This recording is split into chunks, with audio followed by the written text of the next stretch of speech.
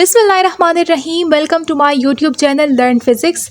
BSc physics के courses से हमने स्टार्ट लिया है और मैं हूं आपकी ऑनलाइन ट्यूटर। इलेक्ट्रोडायनामिक्स में आज का जो हमारा टॉपिक है वो है इलेक्ट्रोमैग्नेटिक इंडक्शन। मज़े की बात यह है कि मैं आपको अपने लेक्चर के साथ साथ एग्ज़ाम नोट्स भी प्रोवाइड करूंगी ताकि आपको किसी भी किस्म की कोई परेशानी ना हो एग्ज़ाम नोट्स और कॉन्सेप्ट के हवाले से। तो चलिए स्टूडेंट्स स्टार्ट करते हैं आज का लेक्चर इलेक्ट्रोमैग्नेटिक इंडक्शन। देखिए स्टूडेंट्स, इलेक्ट्रोमैग्नेटिक इंडक्शन में आपके पास फैराडे लॉ ही आता है। फैराडे लॉ आपके पास एक बहुत ही जाना पहचाना लॉ है क्योंकि आप अपने एफएससी में इसको पढ़ चुके हो। यहाँ पे बस थोड़ा सा हमने डिटेल फॉर्म में इसको एक्सप्लेन करना है। देखिए स्टूडेंट्स, माइकल फैराडे एक साइंटिस्ट थे जिन्होंने हमें फैराडे लॉ पेश करके दिया था। फैराडे लॉ की स्टेटमेंट जो है वो हमें क्या कहती है, वो हमें ये कहती है कि changing magnetic flux induces electric field in the coil. यानी कि अगर मेरे पास कोई कॉइल है और इस कॉइल में मेरे पास जो मैग्नेटिक फ्लक्स है वो टाइम के साथ साथ चेंज हो रहा है, तो उस मैग्नेटिक फ्लक्स के चेंज होने की वजह से इलेक्ट्रिक फील्ड जो है वो इस कॉइल में इंड्यूस्ड हो जाएगी। सेकेंडली, आप फैराडे लॉ को इस तरह भी स्टेट कर सकते हो कि changing magnetic field induces electric field and changing electric field induces magnetic field. यानी अगर मैग्नेटिक फील्ड में चेंजेस हो रही हैं तो इलेक्ट्रिक फील्ड इंड्यूस होगा, अगर इलेक्ट्रिक फील्ड में चेंजेस हो रही हैं तो मैग्नेटिक फील्ड इंड्यूस्ड होगा। ये एक सिंपल सी स्टेटमेंट थी जो कि माइकल फैराडे साहब ने हमारे लिए पेश की थी। तो अब थ्योरी से देखते हैं कि थ्योरी हमें क्या कहती है। देखिए स्टूडेंट्स, अगर एग्जाम में आपके पास ये क्वेश्चन आता है कि आप इलेक्ट्रोमैग्नेटिक इंडक्शन के बारे में बताएं या फिर आप फैराडे लॉ के बारे में बताएं, तो आपने बिल्कुल इसी तरह ही एग्जाम नोट्स लिखकर आने हैं कि सबसे पहले आपने स्टेटमेंट लिखना है और उसके बाद हम फर्दर डिस्कस करेंगे। स्टेटमेंट ऑफ फैराडे लॉ देखते हैं कि according to Faraday law changing magnetic flux induces electric field in the coil. यानी कि जब भी कॉइल में मैग्नेटिक फ्लक्स चेंज होगा तो फ्लक्स के चेंज होने की वजह से उस कॉइल में इलेक्ट्रिक फील्ड क्या हो जाएगी, इंड्यूस हो जाएगी। ये थी हमारे पास स्टेटमेंट ऑफ फैराडे लॉ। हम ग्रिफिथ की बुक को फॉलो कर रहे हैं और ग्रिफिथ की बुक में ही जो एक्सप्लेन किया हुआ है वो मैं आपको इजी वर्ड्स में यहाँ पे अपने एग्जाम नोट से समझा रही हूँ। तो स्टूडेंट्स, माइकल फैराडे ने 1831 में एक सीरीज़ ऑफ एक्सपेरिमेंट्स रिकॉर्ड करवाए थे जहाँ पे उन्होंने एक कॉइल का यूज़ करके नंबर ऑफ एक्सपेरिमेंट्स परफॉर्म किए थे। ग्रिफिथ की बुक में जस्ट 3 एक्सपेरिमेंट का जिक्र किया गया है, तो हम भी सिर्फ 3 एक्सपेरिमेंट ही डिस्कस करेंगे। तो स्टूडेंट्स, माइकल फैराडे ने 1831 में जब एक्सपेरिमेंट्स परफॉर्म किए तो उन्होंने एक कॉइल इस्तेमाल किया और उसको मैग्नेटिक फील्ड में रखा। उसके बाद उसने या तो कॉइल की मोशन करवाई या फिर मैग्नेटिक फील्ड की मोशन करवाई और कुछ स्टेटमेंट्स थी जिनको उसने एक्सपेरिमेंट 1, एक्सपेरिमेंट 2 एंड एक्सपेरिमेंट 3 का नाम दिया।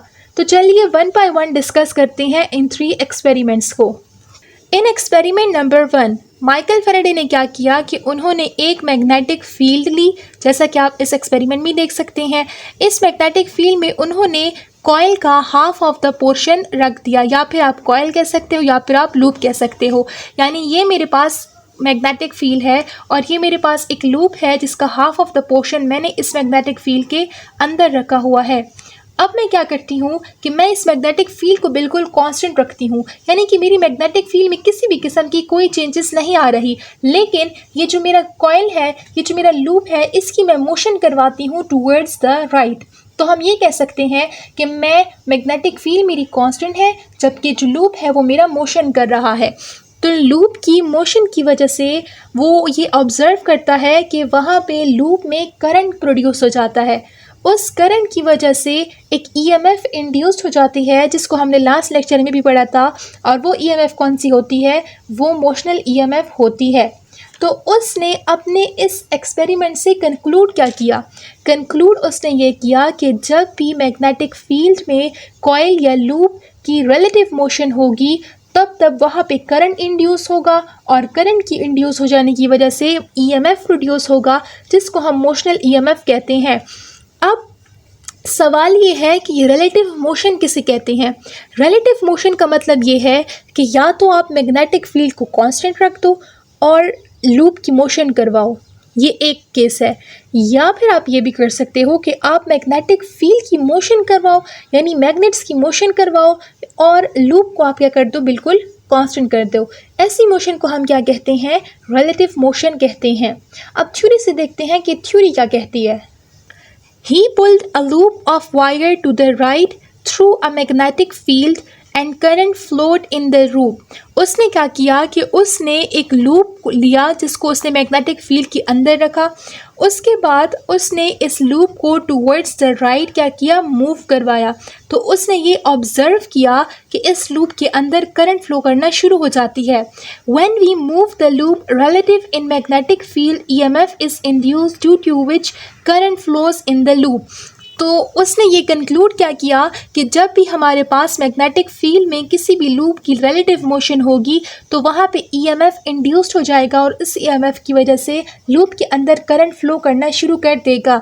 और वो ईएमएफ का जो फार्मूला फैराडे ने हमें प्रेजेंट करके दिया था वो किसकी इक्वल आ रहा था, rate of change of flux. और ये जो नेगेटिव साइन आपको नज़र आ रहा है, this is due to the Lenz law.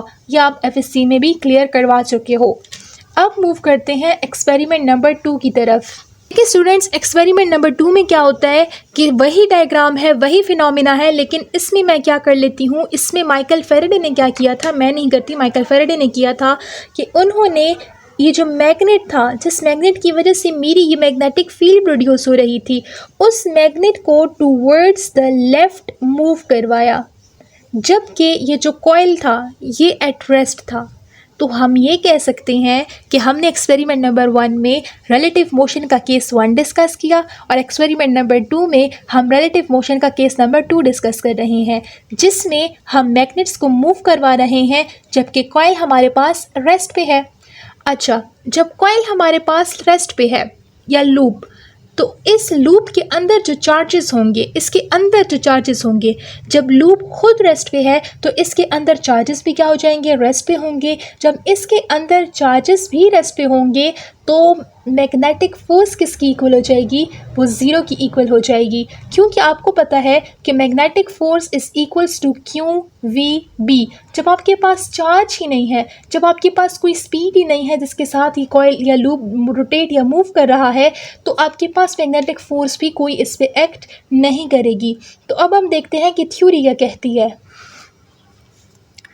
In the second experiment, he pulled the magnet to the left and keep the loop at the rest। Second experiment में उसने क्या किया कि उसने लूप को रेस्ट पे रखा और मैग्नेट्स को टूवर्ड्स द लेफ्ट मूव करवाया।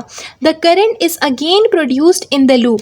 अच्छा, तो उसने ये ऑब्ज़र्व किया कि जब मैं लूप को रेस्ट पे रखूँ और मैग्नेट्स को मूव करवाऊँ, तब भी मेरे पास क्या हो जाता है कि लूप में करंट इंड्यूस्ड हो जाती है। The charges inside the loop are also at rest because only magnets move, so magnetic force is also zero। इस लूप के अंदर जो चार्जेस होंगे वो भी रेस्ट पे होंगे, क्योंकि पूरा का पूरा लूप ही क्या है, रेस्ट पे है।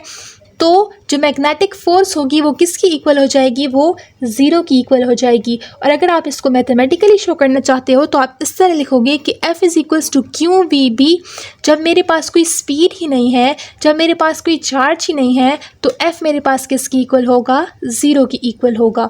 ये जो मैथमेटिकली आपको नज़र आ रहा है, यहाँ पे तो नोट्स में लिखा हुआ है, मैं ख़ुद आपको इसको परफॉर्म करके देती हूँ ताकि आपको ये लिखा हुआ बहुत अच्छे से समझ आ सके।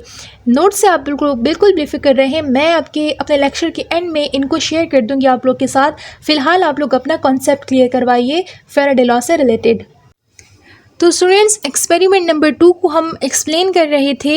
यहाँ तक तो हमें क्लियर हो गया था कि जब मेरे पास मैग्नेटिक फोर्स मेरे पास किसकी इक्वल है, it is equals to QVB। जब मेरे पास कोई वेलोसिटी ही नहीं है जिसके साथ लूप मूव करे और कोई चार्ज ही नहीं है, तो मेरे पास F जो है वो ज़ीरो के इक्वल आ रहा है। इसको हम क्या कर देते हैं, इसको हम हाईलाइट कर देते हैं।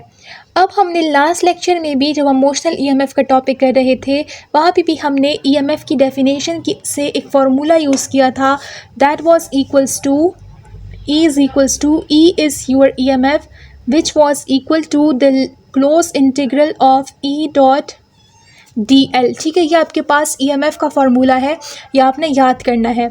अब फैराडे लॉ के मुताबिक फैराडे लॉ क्या कहता है? फैराडे लॉ कहता है कि जो ईएमएफ है it is equal to the negative sign of rate of change of flux. एक काम कर लेते हैं कि हम इस इक्वेशन को इक्वेशन नंबर 1 का नाम दे देते हैं एंड दिस इक्वेशन को हम इक्वेशन नंबर 2 का नाम दे देते हैं। यहाँ पे आप लिख भी सकते हो कि ये फार्मूला कहाँ से आया है? ये फार्मूला आया है from the definition of EMF, और इस नीचे फार्मूले के साथ आप लिख सकते हो कि ये हमें फैराडे लॉ के मुताबिक ये फार्मूला आया है।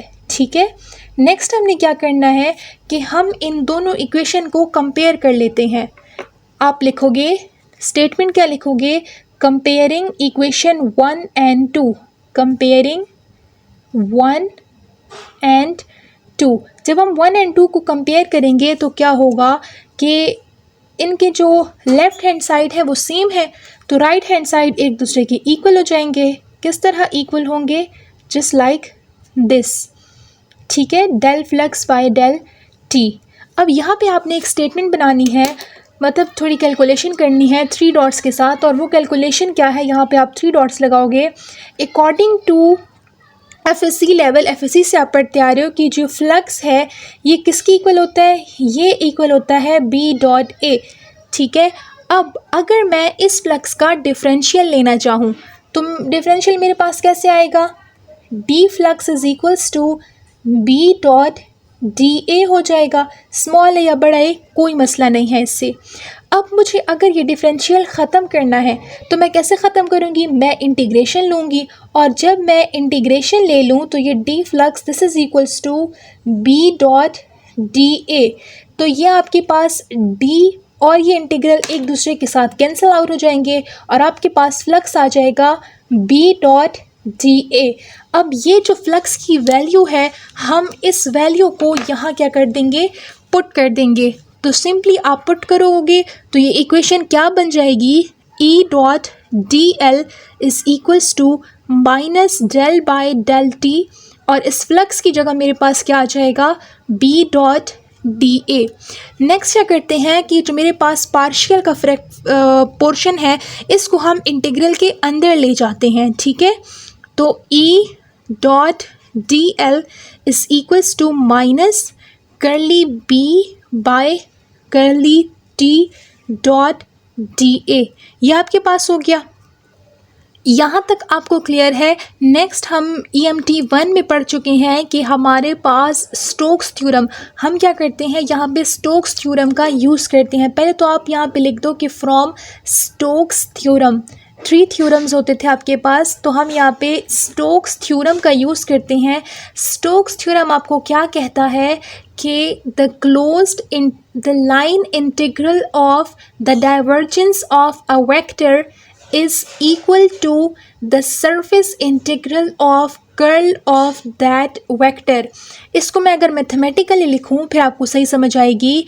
हम कह रहे हैं कि स्टोक्स थ्योरम हमें कहता है कि the line integral of the divergence of a vector is equals to the surface integral of curl of that vector। ये आपके पास क्या हो जाएगा? Stokes theorem. अब मुझे क्या करना है कि इस फॉर्मूले को यानी ई डॉट डी एल अब इसके इक्वल आ रहा है, तो हम क्या कर देते हैं कि यहाँ पे ई डॉट डी एल की जगह ये वैल्यू पुट कर देते हैं। जब आप ये वैल्यू पुट करोगे del cross E D A which is equals to curly B over curly T D A, यहाँ पे आपके पास कुछ कैंसिलेशन होती है। ये इंटीग्रल आपस में कैंसिल आउट हो जाएंगे, ये डी ए आपस में कैंसिल आउट हो जाएंगे। तो आपके पास जो फाइनल इक्वेशन आएगी वो किस चीज़ के इक्वल आएगी? वो आपके पास del B over del T के इक्वल आ जाएगी। इस इक्वेशन को आपने क्या करना है? हाईलाइट कर देना है ये इक्वेशन आपके पास क्या कहलाती है? ये कहलाती है differential form of Faraday law. इसके साथ मैं इधर लिख भी देती हूँ, किधर भी आपसे कोई पूछे कि what is the differential form of Faraday law, तो आपने ये फार्मूला याद रखना है, differential form of Faraday law. So in the second experiment हमने क्या पढ़ा कि अगर हम कॉइल को, लूप को रेस्ट पे रखें और मैग्नेटिक फील्ड की मोशन करवाएं, तब भी हमारे पास ईएमएफ इंड्यूस्ड होगा और उस लूप के अंदर जो है वो चार्जेस या फिर करंट जो है वो फ्लो करना शुरू करेगी। और ये आपके पास पूरी कैलकुलेशन है जहाँ पे हमने differential form of Faraday law को डिस्कस किया। अब चाहते हैं थर्ड एक्सपेरिमेंट कि थर्ड एक्सपेरिमेंट में फैराडे लॉ ने क्या चीज़ एक्सप्लेन करके दी थी। देखिए स्टूडेंट्स, जब उसने थर्ड एक्सपेरिमेंट किया तो थर्ड एक्सपेरिमेंट में उसने क्या किया कि जो मैग्नेटिक फील्ड है वो भी कांस्टेंट है और ये जो लूप है ये भी कांस्टेंट है, यानी दोनों में से कोई भी चीज़ मेरे पास मोशन नहीं कर रही। लेकिन एक चीज़ जो चेंज हो रही है वो ये है कि जो इस मैग्नेटिक फील्ड की स्ट्रेंथ है वो चेंज हो रही है, उसमें अप एंड डाउन्स हो रहे हैं।